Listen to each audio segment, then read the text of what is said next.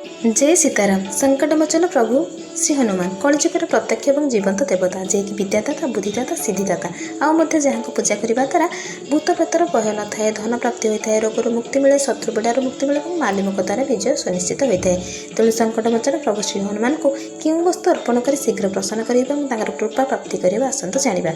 ता पूर्व सबुथर पर नवेदन करेंगे विश्वास मिले जगत चैनल को सब्सक्राइब करदे। हनुमान को मानुले जय सीताराम बोली कमेंट निश्चित लिखिए।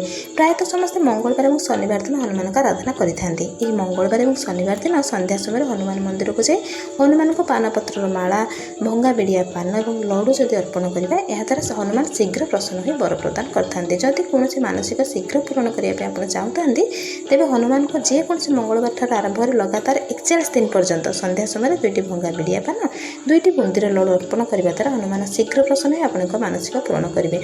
कारण हनुमान को पान अत्यंत प्रिय होता है। जय सीता।